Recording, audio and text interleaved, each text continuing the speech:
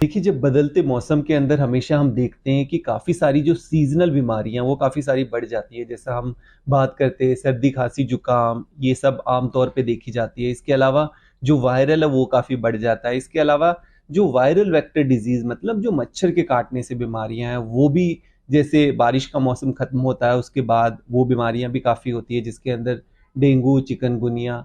अब इन बीमारियों में एक जो सबसे ज़्यादा मुश्किल आती है कई बार कि जो वायरल जितनी भी तरह की बीमारियां हैं उनमें जो लक्षण हैं वो काफ़ी हद तक सेम होते हैं। ज़्यादातर जैसे कोविड के अंदर भी हमने देखा तो बुखार होना एक कॉमन लक्षण है। अब ज़्यादातर सब पेशेंट्स के अंदर मरीजों में देखा जाता है कि बुखार जब सबसे पहले आता है तो कोई उसको डिफरेंशिएट नहीं कर पाता, फ़र्क नहीं कर पाता कि क्या ये मुझे वायरल हुआ है या मुझे डेंगू हुआ है या मुझे कोविड हुआ है। तो एक ये हमेशा इसके अंदर प्रॉब्लम आती है। पर फिलहाल हमें ये समझना ज़रूरी होता है। देखिए, जैसा हमने पैंडेमिक के अंदर सीखा है, जब महामारी का दौर 2 साल से चल रहा है, उस समय हमने देखा कि जो बीमारी सबसे ज़्यादा चल रही है, तो सबसे पहले हम उसकी तरफ देखते हैं कि हमें पहले उसको चेक करना पड़ता है कि वो है कि नहीं। अगर वो नहीं है, तो फिर बाकी दूसरी चीज़ों को देखा जाता है। तो फिलहाल अगर हम इस समय देखें, इस समय जैसे हम देख रहे हैं कि दिल्ली के अंदर डेंगू के केसेज़ सबसे ज़्यादा हैं। तो अगर कोई भी लक्षण ऐसा आता है, किसी को बुखार होना, सर दर्द होना, मांसपेशियों में दर्द होना, इस तरह का कोई लक्षण है, तो पहले हम चेक करेंगे कि डेंगू है कि नहीं।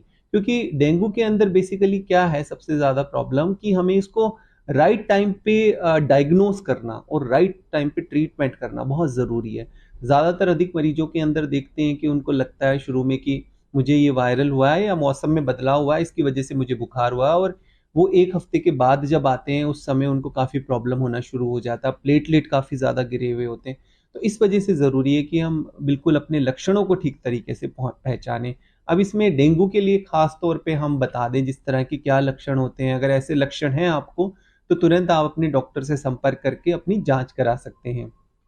डेंगू में सबसे ज़्यादा देखा जाता है कि तेज बुखार होता है, अधिकतर हाई ग्रेड फीवर होता है, 102, 103, 104 तक बुखार की पेशेंट शिकायत करते हैं। इसके अलावा मांसपेशियों में काफ़ी ज़्यादा दर्द होता है, हड्डियों में बोन्स में काफ़ी ज़्यादा पेन होता है कि जैसे इसको हम वैसे आम तौर पे बोलते हैं ना हड्डी तोड़ बुखार, तो हड्डियों में बहुत दर्द होता है।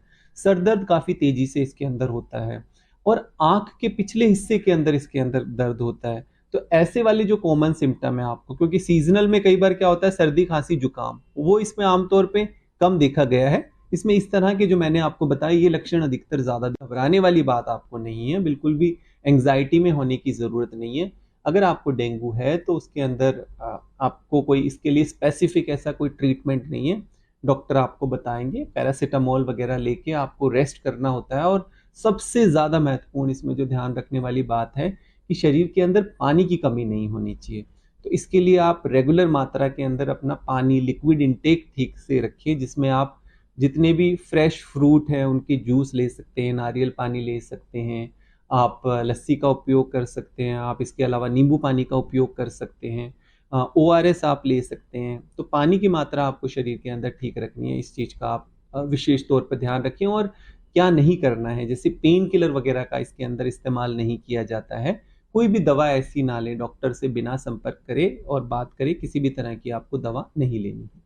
डेंगू में क्या ऐसा होता है कि बुजुर्गों पर ज़्यादा अटैक करता है या महिलाओं पर या बच्चों पर या फिर जनरल सभी लोग ही शिकार होते हैं उसका? हाँ, देखिए किसी भी तरह की वायरल बीमारी के अंदर जैसा हमने ज़्यादातर कोविड के दौरान भी सब लोगों ने सीखा और इस चीज़ पे हमने भी काफ़ी ध्यान खिंचवाया कि हाई रिस्क वाले जो भी लोग हैं, तो हाई रिस्क के अंदर कौन लोग आते हैं जिनकी इम्यूनिटी थोड़ी लो होती है क्योंकि इम्यूनिटी के बारे में हमने कोविड के दौरान काफ़ी अधिक बात की थी कि अगर आपकी इम्यूनिटी स्ट्रांग है तो किसी भी तरह की बीमारी आपको कम असर डालेगी।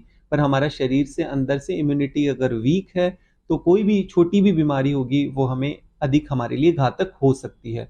तो अब यहाँ पर सीनियर सिटीजन या वो आ जाता है कि कौन-कौन लोग हाई रिस्क पे हैं। तो हाई रिस्क में आते हैं जिनको किसी भी तरह की कोई अन्य गंभीर बीमारियाँ हैं, जैसे जिनकी शुगर कंट्रोल में नहीं है, हाइपरटेंशन वाले जो लोग हैं। इसके अलावा हम बात करें कि जिनका कोई भी लिवर या किडनी संबंधित जिनको कोई बीमारियाँ हैं, कैंसर वाले कोई भी लोग जिनकी कीमोथेरेपी वगैरह चल रही है, सीनियर सिटीजन भी और छोटे बच्चे भी जिनकी इम्यूनिटी वीक रहती है। इसके अलावा प्रेग्नेंट वुमेन हैं, उनकी भी इम्यूनिटी उस समय वीक रहती है। तो ऐसे जो भी लोग हैं हाई रिस्क वाले, उनको बहुत अधिक विशेष तौर पर ध्यान देने की ज़रूरत है। और ध्यान देने की जहाँ तक बात करें, सावधानी ही बचाव है, हम जैसा हमेशा कहते हैं, जितना हम प्रिवेंशन करेंगे उतना ही अधिक बेहतर है। और इसमें एक सिंपल सा तरीका है कि जो डेंगू का प्राइमरी सोर्स है, कहाँ से डेंगू आ रहा है, तो ये मच्छर के काटने से होता है, मॉस्किटो बाइट से होता है। और हम जितना मच्छर के जो है मच्छर को पनपने से रोक पाएंगे, उतना ही हम डेंगू से अपने आप को बचाव कर पाएंगे। और एक लोगों की ज़्यादातर अवधारणा होती है कि हमारे आसपास तो कहीं पानी इकट्ठा नहीं है, साफ सुथरा है, साफ सफाई है, तो यहाँ पर तो डेंगू होगा